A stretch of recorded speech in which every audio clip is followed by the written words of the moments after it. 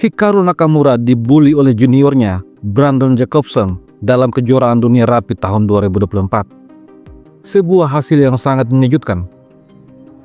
Game ini pada awalnya dimulai dengan A4, Ware Opening, sebuah pembukaan yang sangat tidak jelas. Pecatur pemula suka memainkan langkah ini dengan tujuan untuk mengeluarkan benteng. Akan tetapi, di level elite, langkah ini biasa hanya digunakan untuk bersenang-senang, bukan dalam permainan catur serius. Oleh karena itu, langkah ini seperti menghina Nakamura. Nakamura merespon dengan dorongan pion E5, memainkan langkah konvensional mengontrol petak center. Setelah E4, kuda F6, lalu kuda C3 menjaga pion. Nakamura menyerang kuda, akan tetapi Brandon Jacobson membawa kuda ke petak D5. Serangan balik pada gajah dan menantang pertukaran kuda. Nakamura mengambil kuda setelah pion makan kuda hitam rokade. Permainan berlanjut. Brandon Jacobson menyerang gajah. Oleh karena itu, gajah mundur ke petak E7, lalu gajah C4. Setelah itu, Nakamura mendorong D6.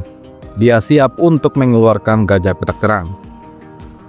Di posisi ini, Brandon Jacobson membawa kuda ke petak E2. Setelah kuda ke petak D7, maka D4, tantangan pada pion center. Di posisi ini, Nakamura mendorong C5, menawarkan putih dua pilihan, mengambil pion C atau mengambil pion E, juga bisa pion makan pion en passant. Namun, Brandon Jacobson memilih untuk rokade mengamankan raja. Dengan demikian, pion D5 tetap mengontrol petak C6 dan juga E6. Permainan berlanjut dengan menteri C7. Ancaman selanjutnya pion pukul pion untuk menyerang gajah. Oleh karena itu, Jacobson memakan pion terlebih dahulu. Setelah itu, kuda makan pion, kemudian A5. Langkah yang mencegah dorongan pion B5 untuk sementara. Hikaru Nakamura lanjut menyembangkan gajah petak terang, memberikan pining pada kuda, akan tetapi F3 sehingga gajah harus mundur ke petak D7.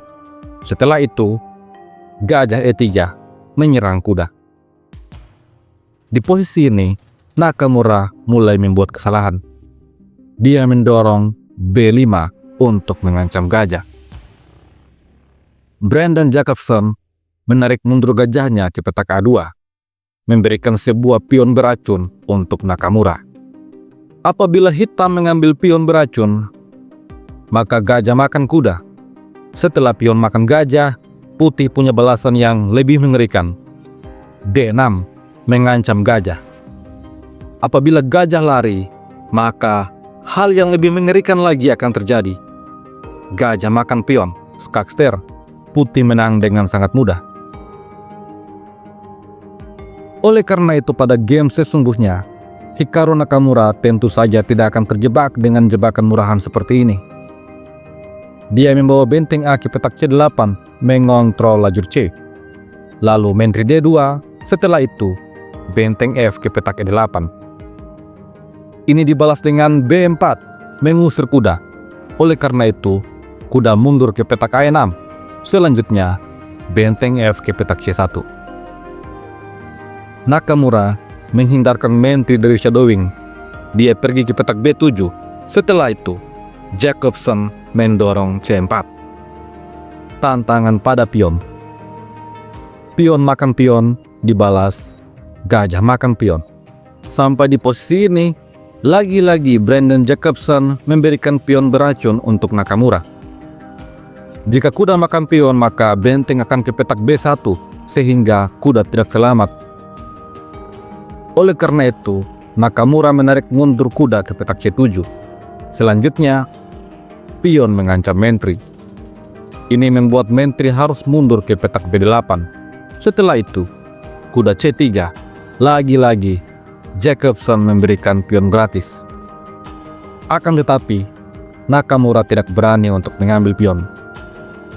Dia membawa kuda mundur ke petak A8 bermaksud bermanuver ke petak B6. Setelah itu kuda E4, lalu kuda B6. Gajah mundur ke petak F1, kemudian benteng E ke petak D8. Sebuah langkah yang tidak begitu jelas dimainkan Nakamura. Permainan berlanjut dengan B5 memperkuat pion, lalu F5. Nakamura bermaksud mengusir kuda. Kuda kembali ke petak C3, lalu gajah F6. Ancaman dorongan pion pada langkah selanjutnya. Di posisi ini, Brandon Jacobsen membuat kesalahan. Dia mengadu kuda. Nakamura langsung menyederhanakan permainan. Benteng makan benteng, mentri makan benteng. Setelah benteng kembali menyerang mentri D2. Lalu gajah mundur ke petak D8. Di posisi ini, Brandon Jacobsen memainkan langkah yang menarik. Mentri F2. Lagi-lagi, sebuah pion gratis diberikan untuk Nakamura. Apabila hitam mengambil pion gratis, maka ada balasan gajah makan pion. Mentri terancam. Setelah mentri ke petak A8, D6. Mentri C6, maka B7. Dan putih akan begitu unggul dalam posisi ini.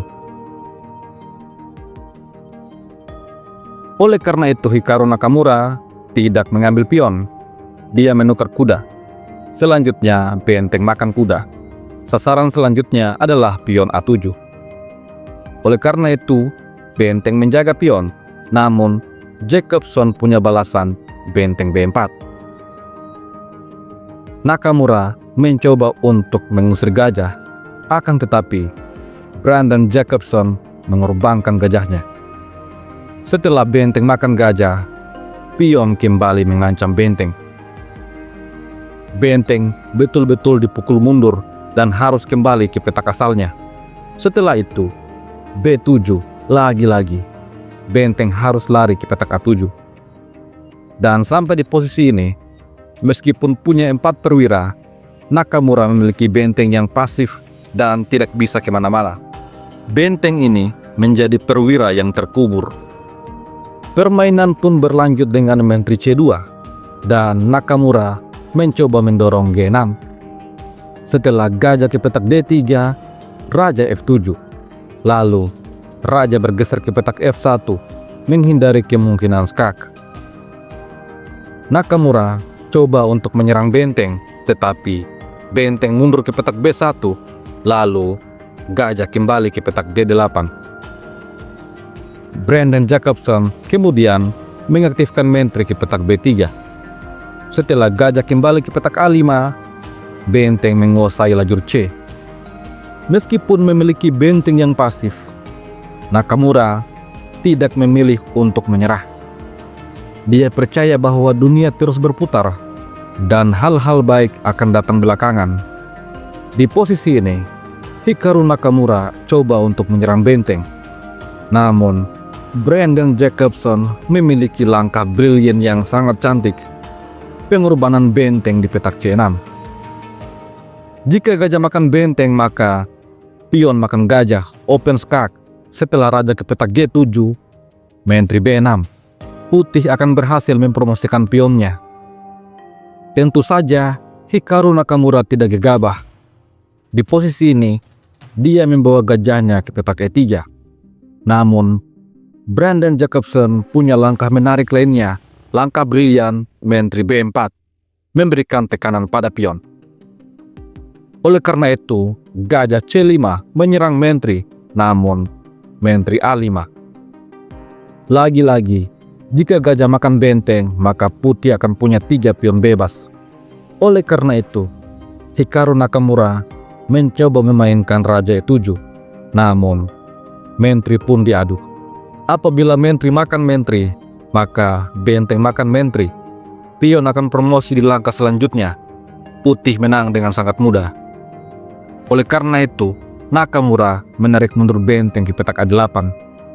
Setelah itu, Jacobsen menukar mentri.